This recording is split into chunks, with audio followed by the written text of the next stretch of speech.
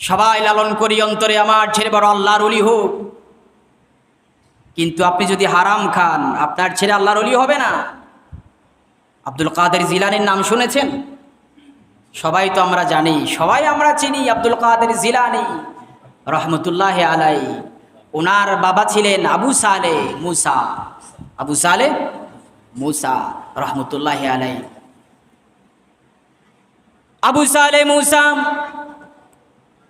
মাত্র 15 বছর বয়স। তার একটাই উদ্দেশ্য, আল্লাহর রাহে নিজের জীবনটাকে বিলিয়ে দিবেন, আল্লাহর জন্য নিজের জীবনটাকে কোরবানি দিবেন। হালাল খাবার খান, মানুষের বাড়িয়ে বাড়িয়ে কাজ করেন, যেটা উপার্জন করে সেটা দিয়েই তিনি খাবার খান।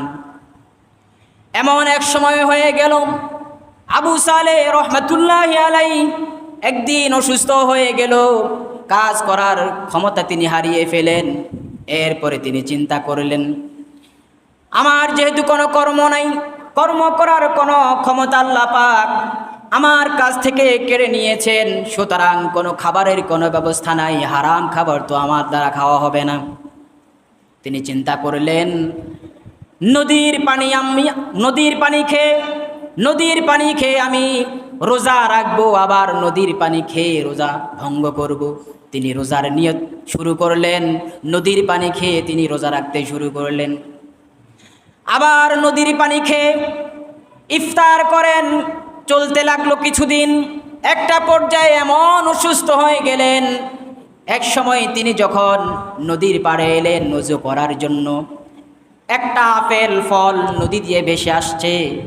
আবু সালে জঙ্গি মুসা তিনি এই ফলটা দেখে আনন্দে বাগে বাগ হয়ে যান, আনন্দের হিল্লোল বয়ে যায়। বহুদিনের অনাহার, শুধু পানি খেয়ে রোজা রাখেন আর পানি খেয়ে ইফতার করেন। শরীর জীর্ণ শীর্ণ হয়ে গেছে, চলার কোনো গতি নাই, হাঁটতে পারে না, ভালো করে চলতে পারে না। ফলটা দেখে আনন্দের হিল্লোল যখন মনে বয়ে যায়, তিনি চিন্তা করলেন, আজকে এই আপেল ফল দিয়ে আমি ইফতার করব আর আল্লাহর দরবারে আমি শুকরিয়া আদায় করব। আবু সালে জঙ্গি মুসা ফলটা নিলেন, ভালো করে ধৌত করলেন আর এই ফল দিয়ে ইফতার করলেন। ইফতার করে আল্লাহর দরবারে ফরিয়াদ করলেন, আয় আল্লাহ তাআলা, অনেক দিন পর তুমি আমার জন্য হালাল রিজিকের ব্যবস্থা করেছো। সুবহানাল্লাহ। আবু সালে রহমতুল্লাহ আলাই হঠাৎ চিন্তায় পড়ে গেলেন, হায় রে, কার গাছের ফল কোত্থেকে ভেসে আসলো? ফলের কোনো মালিকের কোনো ঠিকানা আমি পাই না। কার ফল আমি ভক্ষণ করলাম, কার ফল আমি খেলাম? হয়তো কিয়ামতের ময়দানে এই ফল ভক্ষণ করার কারণে আল্লাহ রাব্বুল আলামিন আমাকে আসামির কাঠগড়ায় দাঁড় করাবেন। আবু সালে জঙ্গি মুসা চিন্তায় নিমগ্ন হয়ে গেলেন। আপেল ফল ভক্ষণ করার পরে শক্তি সঞ্চারিত হলো একটু।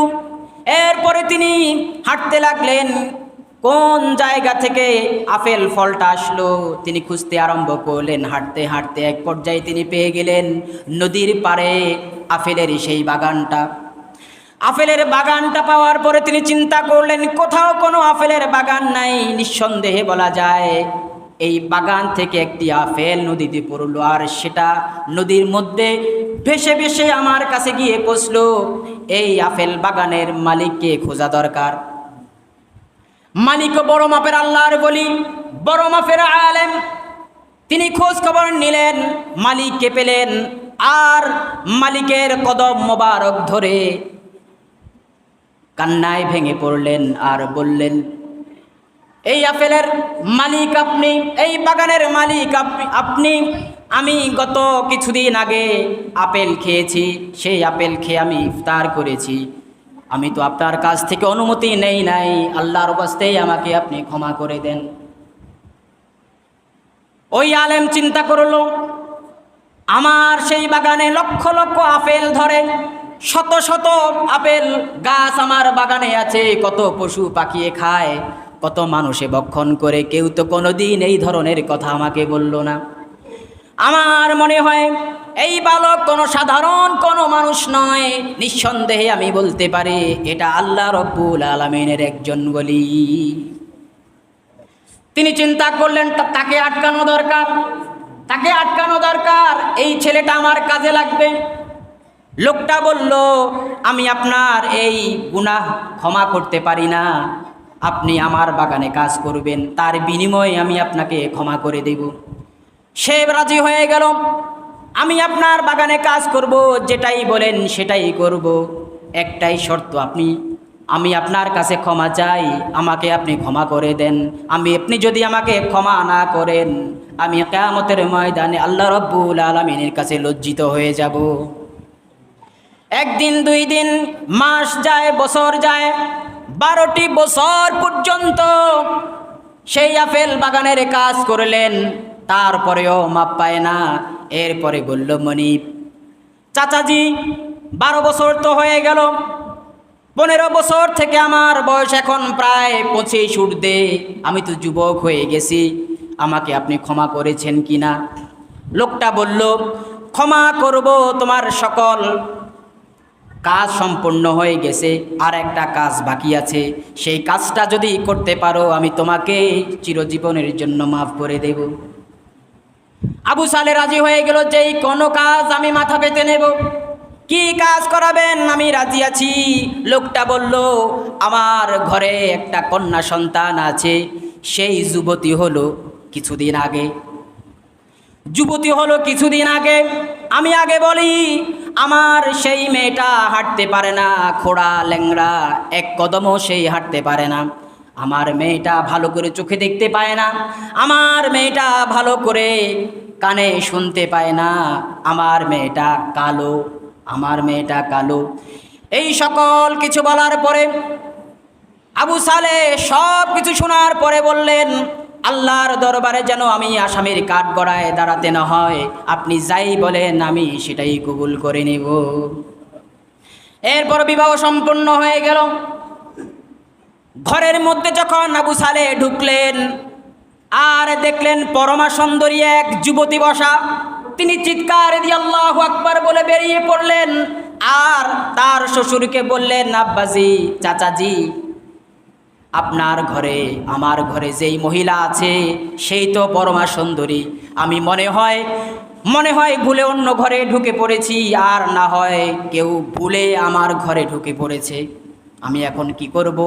ওই লোকটা বলল, তুমি ভয় পেও না, সংকোচ করো না, তোমার ঘরে যেই পরমা সুন্দরী নারী বসা আছে নিঃসন্দেহে সেটা আমার কন্যা সন্তান। সে বলল, আপনি তো বলেছেন আপনার মেয়ে এই অবস্থা। ওই লোকটা বলল, আমার মেয়ে এই অবস্থা কেন বললাম? আমার মেয়ে মন ধার্মিক, আমার মেয়ে তার কান দ্বারা পরপুরুষের আওয়াজ কোনোদিন শুনে নাই, এই জন্য বললাম আমার মেয়ে কানে শোনে না। আমার মেয়ে এই পা দিয়া ঘর থেকে কোনোদিন বিনা প্রয়োজনে বের হয় নাই, এই জন্য বললাম আমার মেয়ে হাঁটতে পারে না, ল্যাংড়া। আমার মেয়ে চোখে দেখতে পায় না, এই জন্য বললাম আমার মেয়ে তার 2 চোখ দ্বারা কোনোদিন বেগানা পুরুষের দিকে তাকায় নাই, এই জন্য বললাম আমার মেয়ে অন্ধ। আমার মেয়ের গায়ের চামড়া কালো, এই জন্য বললাম আমার মেয়েকে কোনোদিন পরপুরুষ একটি মুহূর্তের জন্য দেখতে পায় নাই। সুবহানাল্লাহ। আমার মেয়ে এমন গুণে গুণান্বিত, আমার মেয়ে আজকে ধন্য যেই তোমার মতো স্বামী পেয়েছে, আর তুমিও ধন্য, তুমি আমার মেয়ের মতো এইরকম একটা ভালো স্ত্রী পেয়েছো। সুবহানাল্লাহ। সেই 2 জন পুরুষ এবং মহিলার ঘর থেকে তিনি হলেন হযরতে আব্দুল কাদের জিলানী রহমতুল্লাহি আলাইহি। সুবহানাল্লাহ। গাছ যেমন ফলন তেমন, গাছ লাগালাম আঙুর গাছ, সেই গাছে কোনোদিন নারিকেল ধরবে না। গাছ লাগালাম কাটা গাছ, সেই কাটা গাছ থেকে কোশ্চিন কালেও আঙুর ফল আশা করা যায় না। কি বুঝলেন? মানুষের হক নষ্ট করা। একটি মাত্র ফল ভক্ষণ করলো,